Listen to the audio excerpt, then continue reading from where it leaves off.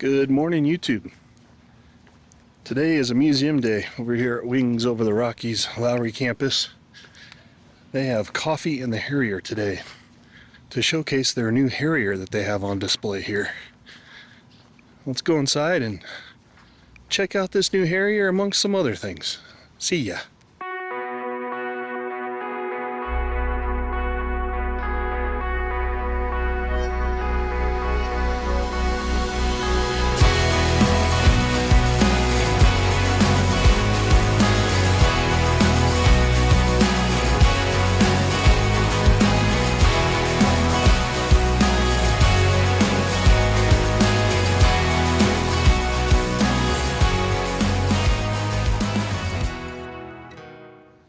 While we wait for the museum to open for this special event, I'd like to take a moment to explain that this was a members-only event.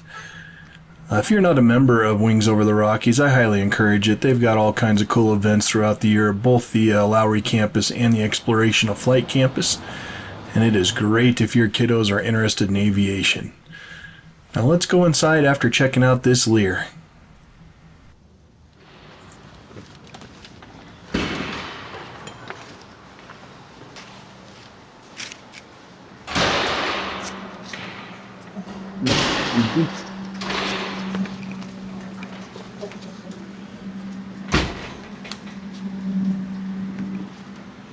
All right, you guys are all good on it?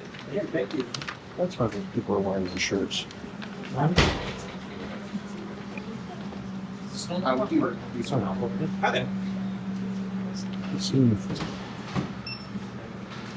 All right, you guys are all good to go on it?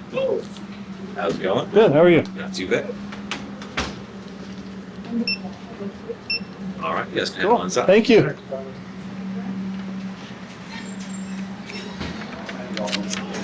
Oops, there you go. Yep.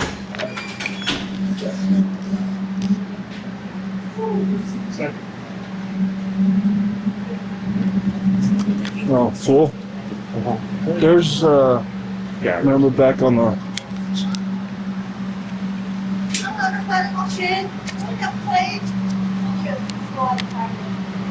Well, there she is. This is what we came for. Okay. But before we do a detailed dive, let's look at some other exhibits here at the museum.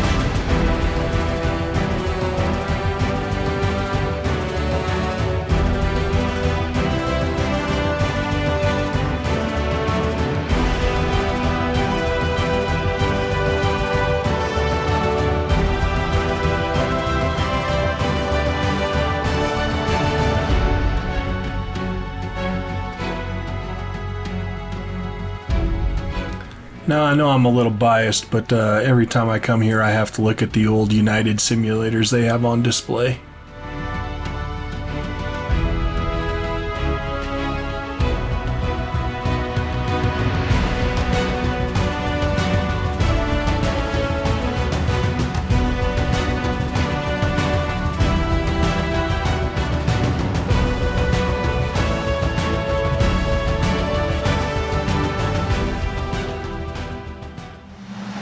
Alright, back to the main attraction. This is why we're all here, is this beautiful Harrier. Enjoy this video and then the discussion from the Wings Over the Rockies Curator.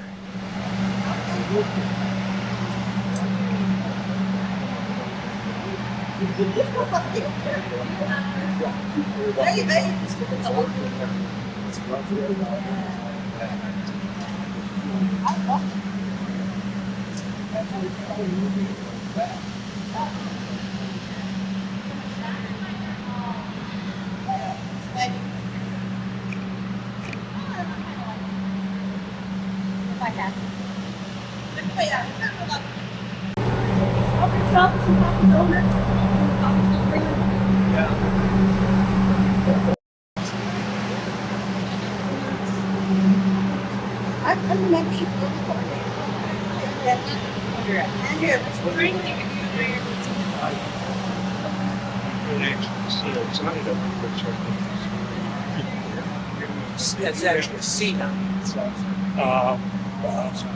Former Marine Corps, basically DC9 for to take pretty information about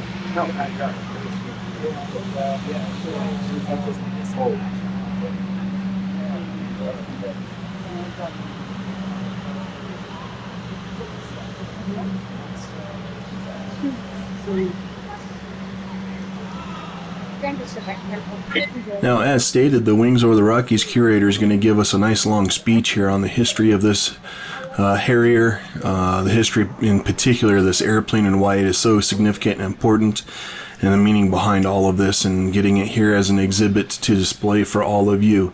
Please enjoy. We could use something like that, but the problem is helicopters are slow. They just can't go that fast. They certainly can't go anywhere like a supersonic speed. This aircraft can get up to 0.9 Mach, so up into the 600 mile an hour range. But that's something a helicopter couldn't do. So they started working on this idea of how do we get an airplane to take off vertically. And it was the British that came up with the idea. Bristol Engines in England teamed with the Hawker Company, Sir Sidney Camp, who designed some of the famous airplanes in World War II, like the Hurricane and the Typhoon and the Tempest. And they got together on this idea of using the two of the Bristol engines and trying to work a way that they could make them so that they could swivel the thrust, what they call vectored thrust. And so they came up with this idea of using nozzles to move the thrust around. And they built an airplane, Hawker built an airplane called the P-1172, which is 1127. Sorry for being dyslexic. But this was already back in 1960. And this aircraft could take off vertically. And the British government decided, well, okay, this is a good thing. Let's try developing this further. So they made an airplane called the Kestrel. They made 9 of them. They got 3 partners together, the British government, the US government, and the Germans.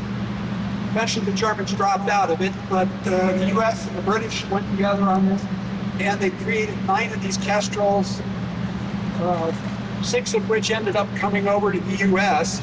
Several of them went to NASA, the others went to the Air Force and the Army, and the Army dropped out of the program. The Air Force thought it was cool, but they eventually said, yeah, the development is still not there yet. And so the British went ahead and built the first Harriers. And the first Harrier flew in 1967. It's called the GR-1. And the idea behind it was a short takeoff, ground attack, and reconnaissance aircraft. And from that, and we started to see what the British were doing with it, and the Marine Corps said, that's an airplane we need, because the Marine Corps remembered the battles on Guadalcanal in 1942, when literally pilots would take off from the runway on Guadalcanal, drop their bombs, and come around to land. They literally just outside of their perimeter that they were having to attack the Japanese. They said, we need an airplane that can support us right up close to the front. So in 1971, the Marines jumped in and bought basically the British built Harriers, and they were called the Aviation A. Or we know them today, the Harrier 1s. Now, one of the things was that the Harriers, the early Harriers like that, did not have big carrying capacity. Unlike this one, which has 6 carrying points on the underside, the Harrier 1s only had 4. And quite honestly, it carried less than the Marine Corps' A4 Skyhawk bombers that they already had. So it was not that much of an advantage. So they started thinking already, how can we make this plane better? And the Marines went to McDonnell Douglas and said, can you build something better? And the British were involved in this, and so they started in 1973 with developing the Harrier 2. And very quickly, the British dropped out. They couldn't afford it, so they said, nope, go ahead. McDonnell Douglas went ahead. What they did was they stretched the airplane. They added a more powerful engine. They added a bigger wing, the ability to have 6 hard points for carrying things, and the raised cockpit to give better visibility. Because one of the problems the early Harriers had was they were hard to fly. And quite honestly, they got a reputation as a pilot killer. They did have a loss rate that was double that of any other airplane in the inventory. And so they wanted to make this a safer airplane as well, giving it more visibility by like bubble canopy that went up there. That was part of it, along with all the other things that they added to the project. Well, eventually the British got back involved, and they started buying the McDonnell Douglas built Harriers. And so those came on board as what they called the GRs. The British term GR stands for Ground Attack Reconnaissance. So it was GRs 5, 7, and 9. Now the Air Force, the Marine Corps, when they got these, the original aircraft was just strictly a day operation aircraft. And didn't have a radar or anything like that. This particular Harrier was built in 1987, and as you look on the tail there, the number 165587, that's its bureau number. It actually came out of the factory with a different bureau number, 162960. And eventually, in 2002, they remade this airplane, and they said that the remake was so much of the airplane was rebuilt that they gave it a whole new serial number, bureau number. Serial number in the Air Force, to the Navy, it's a bureau number. Because the Marine Corps is an independent part of the Navy. Although I have a lot of Marine friends who say that the Navy's just there to get the Marines where they need to go.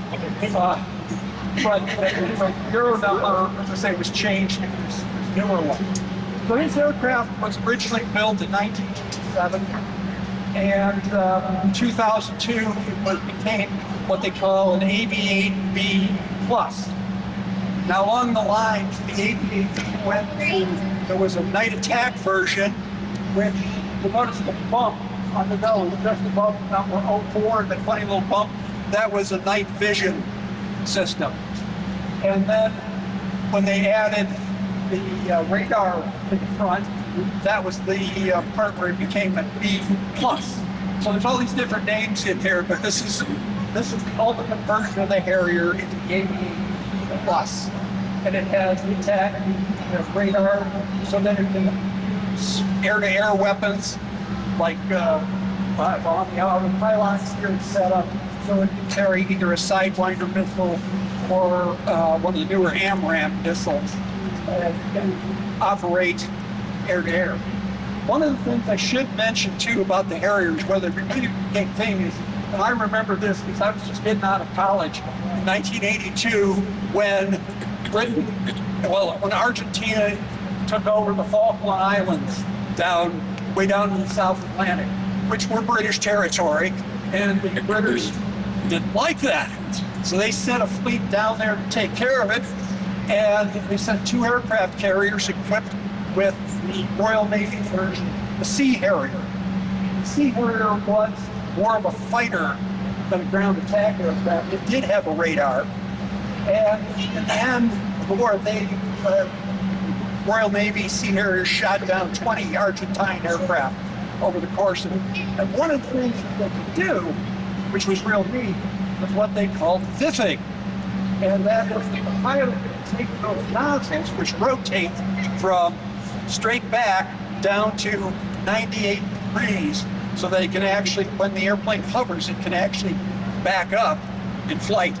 And what they would do while flying would be to change the direction of the thrust. So they could cut inside the Argentine aircraft. They could almost come to a stop in flight so that the opposing airplane would fly by them and then boom, take them on with a missile and take them out. So this thing had an incredible ability in combat as a fighter as well as a ground attack aircraft. Now, as you say, on this particular one, I don't know what my time is here, so I will keep it short so everybody has time to get a look inside. But this particular aircraft, one of the reasons it's here is because this one is the 3rd highest time in combat of any Harrier in the Marine Corps. This one operated in Iraq, in Afghanistan, in Syria, and against the Houthi rebels last year in the Red Sea. I have a list of all of its combat deployments, and it made 385 combat flights. Say 3rd most in the Marine Corps. The first most they're keeping for the Naval Air Museum in Pensacola. Now, like most all of the military airplanes here, we don't get to keep these. These are on loan to us from the Navy or the Air Force, as the case may be, because they don't like civilian museums having airplanes capable of dropping bombs and firing missiles. So as long as it has combat capability, we can only have it on loan. But one of the things is because Wings, when they talk about this airplane, one of the things is that we were one of the only 2 museums that could display it indoors. And literally I had to tell the Navy, I can't display it outdoors. I don't have any room for that. So it has to go inside. And that very much pleased them, moved us to the top of the list to get this particular airplane. And what they did is, even though there's still 1 squadron of Harriers that will operate through next year, this group that was flown by VMA 231, this was the highest combat time aircraft. So these were the ones that they wanted to get to the museums. This airplane made its last official squadron flight on May 29th when VMA 231 stood down. And then after that, on June 10th, it was flown to us here at Buckley and landed out here. And then our fun began because we had to take it apart. It couldn't fit through the gate at Buckley. Back in the past with the EA-6, we were able to get that out the gate and tow it through the streets to the museum here at 4 o'clock in the morning type thing. But that wasn't going to work for this, so literally we had to take the wings off it. And the Marine Corps said to me, that's not a good idea. And I said, well, we can't get it here any other way. And they say, well, you don't have the equipment to do it. I said, we can't get it here any other way. They said, we have special tools that you don't have. I said, we can't get it here any other way. So literally what we had to do was kind of like Marines had to improvise and overcome. And what we did is we lifted up the airplane. We got to hold the sling from the Marine Corps. Lift it up the airplane, and normally it has to be 2 degrees nose down to take the wing off, because that's the way you change the engine on this airplane. You have to take the whole wing off. Marines have all that kind of stuff. We don't. So we put it on the semi-truck, jacked it up so it was 2 degrees nose down, strapped the airplane down real tight, and then took the wing off and put that on another truck. And then at about 3:30 in the afternoon on a Friday, through real rush hour traffic, we drove it down Alameda from Buckley through here. And the driver said most of the time, he said he got lots of waves from people. A few of them gave him the finger for holding up traffic. But we got it here, and then I was ready to bring it in the hangar. And because we were so late, there was an event going on. There were 300 people set up for a dinner in here. So we had to assemble it in the parking lot on a Friday evening and leave it till Saturday morning to bring it inside. But as I say, this aircraft is significant in the amount of combat time it's had. The Marine Corps was absolutely thrilled to be able to get this to us here for you to see. And if you have any further questions, I'm going to be around here to try to answer what I can. Also, this gentleman over here to my left, he was a Marine Corps Harrier maintainer. So he can tell you all sorts of things about fixing these birds that I never could. But anyway, I appreciate you coming out, because again, as I say, it's you folks that make a difference here. And one other thing I want to tell you is too, right week after we got the Harrier, we've got several other airplanes you probably haven't heard about yet. One is that one right up there, that 1902 white fighter replica. That came in a week after the Harrier. And that is actually not just a model, but a real flying airplane. That's flown several hundred times. We got that from the guy who helped us get the simulator over there. So we got this whole new working simulator that hopefully you get a chance to use. And then last week, we got the nose end of a Marine Corps C9 Skytrain 2, which is basically a DC-9 airliner from the SNC Corporation. It's sitting way over in the back over there because it's gutted. It needs to be restored, and it will be a several-year restoration project. But we get the question all the time from people, why don't you have any airplanes we can sit in? Well, that'll be an airplane you can sit in when it's done. So that one is new, and we don't have the details yet, but it is coming again later this year. We will be getting an F-16. So from the Air Force, that they just cleared us this week to pick it up. Can't right now go. No, this one's even better. I mean, it would be nice to have an airplane for Buckley, but this one is a former U.S. Air Force Thunderbirds aircraft. Ooh. And it is still in its Air Force Thunderbirds market. Nice. So that will be coming later this year. Details to be announced as we go. But anyway, again, I want to thank you all for being a part of Wings and for making this possible. And Brianna, anything else you want to say? Yeah, thank you. Okay. Again, thank you everybody for coming. I'm not going to yell because I stumble on my words. For those of you who are in the military, I appreciate your service, and it's really great to share the aviation love with everyone. Like I said, if you have any questions with membership, please feel free to reach out to me and check out the inside. Yeah, help yourself more. Thank you guys. Thank you guys. I sure appreciate you all watching this video on this exciting new aircraft that's on display here at Wings. If you wouldn't mind giving me a thumbs up and subscribing, I'd sure appreciate it, and we will catch you all on the next video. See ya.